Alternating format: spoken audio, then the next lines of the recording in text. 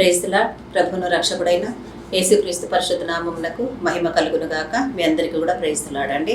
ఆ దేవాది దేవుడు మనకిస్తున్న వాక్యాన్ని ధ్యానించుకుంటూ ఆ సర్వోన్నతిని ముందుకు కొనసాగుదాం గణపరుస్తూ. ఆయన ఇచ్చి ఈ దినానికి వాక్యము యెషయా గ్రంథము 43వ అధ్యాయము 19వ వచనమును దేవుడు ఈరోజు మనకు వాక్యముగా వాగ్దానముగా అనుగ్రహిస్తున్నారండి. ఆ వాక్యము, ఇదిగో నేనొక నూతన క్రియ చేయుచున్నాను, ఇప్పుడే అది మొలచును, మీరు దానిని ఆలోచింపరా అని దేవుడు సెలవిస్తున్నాడు అండి. దేవుడు యెషయా గ్రంథము 43వ అధ్యాయము 19వ వచనంలో ఆయన ఇస్తున్నటువంటి వాక్యం ఏమై ఉందంటే, ఇదిగో నేనొక నూతన క్రియ చేయుచున్నాను. దేవుడు ఏం చేయబోతున్నాడో ఈరోజు దాన్ని మనకు చెప్తున్నాడండి. అది ఎప్పుడు జరుగుతుందో కూడా దేవుడు ఈరోజు మనకు చెప్తున్నాడు. అంటే ఆ వాక్యాన్ని, అంటే దేవుడు ఇస్తున్న ఈ వాక్యాన్ని మనం అందుకునేటప్పుడు ఎలా అందుకోవాలండి? నా పట్ల దేవుడు ఈరోజు గొప్ప కార్యం చేయబోతున్నాడు. అది స్టార్ట్ అయింది. నేను నమ్మితే ఇప్పుడే స్టార్ట్ అయిపోయింది. ఆ కార్యం మొదలైంది. ఏదైతే నాకు కావాలని నేను అడుగుతున్నానో, ఏది పొందుకోవాలని ఎదురు చూస్తున్నానో, దేని కొరకు దేవునిలో నేను నిరీక్షిస్తున్నానో, దేని కొరకు నేను యేసయ్య దగ్గర కనిపెడుతున్నానో, ఆ వాక్యము నా పట్ల నెరవేర్చడానికి ఈరోజు దేవుడు వచ్చి నాకు ఒక వాగ్దానం ఇచ్చారు. ఆ వాక్యమే, ఇదిగో నేను ఒక నూతన క్రియ చేయుచున్నాను, అది ఇప్పుడే మొలచును అని అన్నాడు. అంటే నేను నీ పట్ల ఒక కార్యం చేయబోతున్నాను, దాన్ని ఇప్పుడే నీ గురించి నేను మొదలు పెట్టబోతున్నాను అని దేవుడు సెలవిస్తున్నాడు. ప్రియ సహోదరి సహోదరుడా, ఈరోజు నీకు ఇస్తున్న ఈ వాగ్దానాన్ని నువ్వు ఎలా అందుకుంటున్నావు అని అన్న దాని మీద నీ ఆశీర్వాదం ఆధారపడి ఉంది. నువ్వు ఎదురు చూస్తున్న దీవెన ఆధారపడి ఉంది.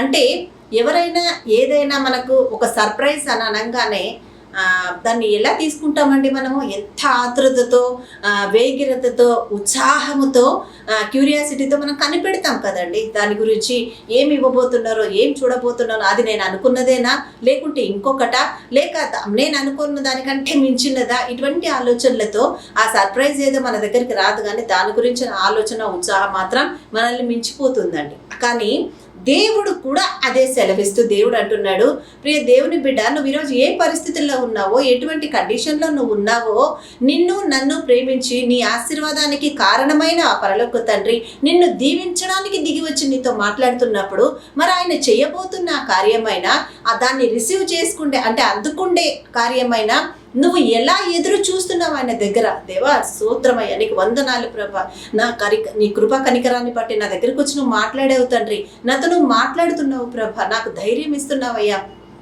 నన్ను ఓదారుస్తున్నావయ్యా, నేను వెయిట్ చేస్తున్నా డాడీ, వెయిట్ చేస్తున్నాను, నువ్వు ఇస్తున్న ఆశీర్వాదం కొరకు నేను వెయిట్ చేస్తున్నా, దాన్ని నువ్వు నా కొరకు ప్రారంభించేసినందుకు నీకు వందనాలు, మొలకెత్తింప చేసినందుకు నీకు స్తోత్రమయ్యా అని అదే అత్యుత్సాహముతో నువ్వు దేవుని దగ్గర కనిపెట్టగలుగుతున్నావా? దేవుడి రోజు అదే నీతో మాట్లాడుతున్నాడు. ఇదిగో నేనొక నూతన క్రియ చేయబోతున్నాను. ప్రియ సహోదరి సహోదరుడా, ఏ పరిస్థితుల్లో ఉండి ఈరోజు దేవుని వైపునకు చూస్తూ అంగలారుస్తున్నారో దేవుడు మీకు ఇస్తున్నటువంటి వాగ్దానం. దేవుడు ఏమంటున్నాడు? ఇదిగో నేనొక నూతన క్రియ. నువ్వు ఎదురు చూస్తున్న దానిలో దేవుడు నీతో మాట్లాడుతున్నాడు. దేవుడు నీకు ఆశీర్వాదం ఇవ్వాలని ఎదురు చూస్తున్నాడు. కాబట్టి ధైర్యంగా ఉండండి, భయపడకండి. నువ్వు ఎదురు చూసినప్పుడు నూతనమైన క్రియ చేస్తున్నాను అని దేవుడిచ్చిన మాటను అందుకున్న మరుక్షణాన దేవుడు నీ విశ్వాసాన్ని బట్టి దేవుడు ప్రారంభించేశాడు ఆ కార్యాన్ని. మరి మొదలుపెట్టిన ఆ కార్యాన్ని నువ్వు ఎలా అందుకోబోతున్నావు? అది నీ మీద ఆధారపడి ఉంది, నీ నమ్మకం మీద ఆధారపడి ఉంది, నీ విశ్వాసం మీద ఆధారపడి ఉంది, నువ్వు దేవుని మీద ఆధారపడిన విధానం మీద ఆధారపడి ఉంది. కాబట్టి నువ్వు ఎలా అందుకుంటున్నావు ఆ కార్యాన్ని? ఆ కార్యం నువ్వు చూడాలంటే, మొలకెత్తిన ఆశీర్వాదాన్ని నువ్వు అందుకోవాలంటే, మొదలుపెట్టిన ఆ కార్యం నీ కొరకు దేవుడు ప్రారంభిస్తున్న దాన్ని నువ్వు అందుకోవాలంటే నువ్వు చేయాల్సిన పని ఒకటి ఉంది. ఏంటిది తెలుసా? ముందు వచనంలో దేవుడు అంటున్నాడు, మునుపటి వాటిని జ్ఞాపకము చేసుకొనకుడి, పూర్వకాలపు సంగతులను తలంచుకొనకుడి. మునుపటి వాటిని జ్ఞాపకం చేసుకొనొద్దు. మునుపటివి ఏవి? మా అమ్మ ఉన్నప్పుడు ఇలా చేసింది, మా నాన్న ఉన్నప్పుడు ఇలా చేశాడు, నా సహోదరులు ఈ విధంగా చేశారు, నా భర్త అయితే ఇంకా ఉన్నతంగా చేశాడు, ఇప్పుడు మా పరిస్థితి చూస్తే ఏమీ లేదు అంటే నువ్వు ఎవరిని జ్ఞాపకం చేసుకుంటున్నావు? నీ కొరకు నిలిచి సమస్తము చేయగలిగిన దేవాది దేవుడు వచ్చి వాగ్దానం ఇస్తే ఆయన్ను పక్కకు పెట్టి ఇహలోకపరమైనటువంటి వారిని ఆశ్రయముగా ఆధారముగా చేసుకొని వారి కొరకు కనిపెడుతున్నాం. అందుకే దేవుడు అంటున్న మొట్టమొదటి మాట, మునుపటి వాటిని జ్ఞాపకము చేసుకొనకుడి, ఆ తర్వాత పూర్వకాలపు సంగతులను తలంచుకొనకుడి. అంటే పూర్వకాలపు సంగతుల్లో ఒకప్పుడు మేము ఇట్లా ఉన్నామండి, ఇప్పుడు చూసేసరికి మా పరిస్థితి ఇట్లా ఉన్నది, లేకుంటే మేము ఇట్లా ఉండేవాళ్ళమా, మా లెవెలే వేరండి, మా పరిస్థితులే వేరండి. ఎందుకండి అవన్నీ ఇప్పుడు గుర్తు చేసుకోవడం? మీ దగ్గర లేదు కదా అవన్నీ. లేనందుకు వాటిని గుర్తు చేసుకుంటూ నువ్వు విశ్వసిస్తే ఇదిగో ఇప్పుడే నేను ఒక నూతన క్రియ చేయబోతున్నానని సెలవిచ్చిన దేవుడు నీ పట్ల వాగ్దానం నెరవేర్చలేడా సహోదరి? అది ఇప్పుడే మొలకెత్తుతుందమ్మా అని నిన్ను బలపరిచే దేవుడు నీ ముందుకొచ్చి మాట్లాడితే ఆయనకు ఆ సామర్థ్యం లేదా సహోదరుడా? ఎక్కడ ఉంది మీ విశ్వాసం? ఏం చేస్తున్నారు మీరు దేవునిలో?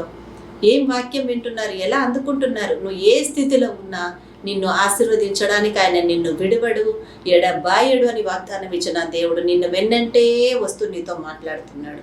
అందుకే ఆయన సెలవిస్తున్నాడు. ఏమని మాట్లాడుతున్నాడు? ఇదిగో నేను ఒక నూతన క్రియ చేయొచ్చున్నా. ఈ దిన వాగ్దానం అందుకుంటున్న ప్రతి దేవుని బిడ్డకు నేను యేసునామం పేరిట కంగ్రాచ్యులేషన్స్ చెప్తున్నా. ఎందుకంటే నూతనమైన కార్యాలను మీరు అందుకోబోతున్నారు. తర్వాత దేవుడు ఏమంటున్నాడు? అది ఇప్పుడే స్టార్ట్ అయింది అని అంటున్నాడు. ఆ విషయాన్ని బట్టి కూడా మీకు వందనాలు చెల్లించుకుంటున్నా. ఇప్పుడే మొదలైంది. సహోదరుడా, సహోదరి, నువ్వు విశ్వసిస్తే సంవత్సరాల తరబడి ఎదురు చూస్తున్నావేమో ఏదో కార్యాన్ని బట్టి. సంవత్సరాల తరబడి నువ్వు వివాహ విషయంలో పెండింగ్లో ఉండిపోతున్నాను నేను అని అనుకుంటున్నావేమో. నువ్వు విశ్వసిస్తే, నువ్వు నమ్మితే, నువ్వు దేవుని మీద ఆధారపడితే అది ఇప్పుడే మొలకెత్తునని దేవుడు సెలవిస్తున్నాడు. నీ దేవుడికి అసాధ్యమైనది ఏదైనా ఉందా? ఆయనకు సమస్తం సాధ్యం కదా. నీకు, నాకు, మనకు, సృష్టిలోని వారికి అసాధ్యమేమో, కానీ మన దేవుడికి అసాధ్యమైంది లేదండి. అందుకే ఆయన మాట్లాడుతూ, ఆయన సెలవిస్తూ ఆయన చెప్తున్నటువంటి మాట, ఇప్పుడే అది మొలచును. అది ఏమైపోయింది? ఇప్పుడే అది మొలచును. దాన్ని మీరు ఆలోచింపరా? ఈరోజు నీ ఆలోచన విధానం మారాలి. నీ పరిస్థితుల మీద ఉన్నటువంటి ధ్యాసను పక్కకు తప్పించి దేవుడు చేయబోతున్న కార్యం మీద నువ్వు గురి కలిగి విశ్వాసముతో నిలబడితే దేవుడు నిన్ను ఆశీర్వదిస్తున్నాడు. మళ్ళీ మళ్ళీ మళ్ళీ మళ్ళీ పాత జీవితంలోని కార్యాలను, మునుపటి జరిగిపోయిన వాటిని, పూర్వకాలపు సంగతులను నువ్వు తలంచుకొనకుండా, జ్ఞాపకం చేసుకొనకుండా దేవుడు చేయబోతున్న కార్యం కొరకు నువ్వు కనిపెడితే దేవుడు నిన్ను ఆశీర్వదిస్తానని మాట్లాడుతున్నాడు. కాబట్టి ధైర్యంగా ముందుకెళ్దాం. వాగ్దానం ఇచ్చిన వాడు నమ్మదగినవాడు. నీ పరిస్థితిని మార్చదగిన వాడు, నిన్ను పేరు పెట్టి పిలిచిన దేవుడై ఉన్నాడు. ఆయన మీద నీ భారమును అప్పగించి ముందుకు కొనసాగిన క్షణములో ఈ వాక్యము నా జీవితాలలో నీరు కట్టి ఫలింపచేసి ఆ దేవుడు మహిమ పొందును గాక. ఆమేన్, ఆమేన్, ఆమేన్. హల్లెలూయా. ప్రార్థన చేసుకుందామండి. హల్లెలూయా, హల్లెలూయా, హల్లెలూయా. స్తోత్రం, స్తోత్రం, స్తోత్రము దేవా, నీకు వందనాలు తండ్రి. కృపామేడ, కనికర సంపన్నుడా, దయాళుడా, ధవళవన్నుడా, 10,000 మందిలో అతి శ్రేష్ఠుడైన నా తండ్రి, నీకు స్తోత్రములు. కృపా సమాధానములకు కర్తవైన మహోన్నతుడా, నీకు కృతజ్ఞత వందనాలు. ఇచ్చిన మంచి వాక్యమును బట్టి నీకు స్తోత్రములు. విన్న వాక్యాన్ని మాలో నీరు కట్టి ఫలింపచేసి వాక్యానుసారముగా జీవించి నువ్వు చేయ అద్భుతాలను అందుకుంటే కృపా మార్గములో మమ్మల్ని నడిపించమని ప్రార్థిస్తున్నాము నా యేసయ్య. మీకే వందనాలు. చక్కటి వాక్కుతో మాట్లాడారు ప్రభా.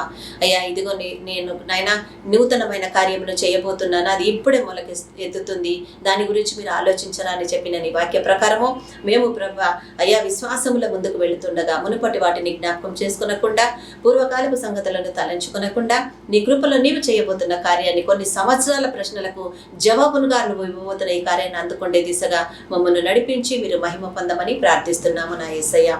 దేవా, ఎగ్జామ్స్ రాస్తున్న బిడ్డలను మీరు జ్ఞాపకం చేసుకోనండి ప్రభా. వారికి సంపూర్ణమైన ఆశీర్వాదమునిచ్చి దీవించి మీరే మహిమ పొందమని ప్రార్థిస్తున్నాను. సువార్థికులను, దైవజనులను, అయా సేవకులను మీరు జ్ఞాపకం చేసుకుని మీ కృపా మార్గంలో నడిపించి వారికి కాపుదల దయచేయండి యేసయ్య. అయ్యా, ఇదిగో తండ్రి నీకు స్తోత్రము. సంఘ విద్రోహ శక్తులను యేసు నామమున ప్రభా మీరు బంధించమని ప్రార్థిస్తున్నాము మా తండ్రి. మీకే వందనాలు. అన్యులైన వారిలో మార్పు కలుగును గాక. నీ కృపా మార్గంలో స్థిరపరచు మీరే మహిమ పొందమని మా అందరిని మీ చేతులకు అప్పగించుకుంటూ యేసుక్రీస్తు అతి శ్రేష్టమైన నామమున మా ఈ ప్రార్థనని ఆశీర్వాదంగా మేమందరము కూడా అడిగి పొంది ఉన్నాము మా తండ్రి. ఆమేన్, ఆమేన్, ఆమేన్. హల్లెలూయా. అందరికీ ప్రేజులాడండి. మంచి వాక్యంతో మాట్లాడిన దేవుడిని కనపరుస్తూ ఈ వాక్యం ఈరోజు నాతో మాట్లాడాడు దేవుడు అని అనుకుంటున్న మీకు బలం వచ్చిందా? ఆ బలం మీ ఒక్కరి సొంతమే కాదండి. ఇంకా ఇటువంటి వాక్యాలు అనేకులకు కూడా వెళ్ళి చేరి వాళ్ళని బలపరచాలంటే ఈ ఛానల్ని సబ్స్క్రైబ్ చేసుకోండి. ఈ వాక్యాలను ఇంకా అనేకులకు కూడా షేర్ చేయమని కోరుకుంటున్నాను. అందరికీ ప్రైజ్ ది లార్డ్.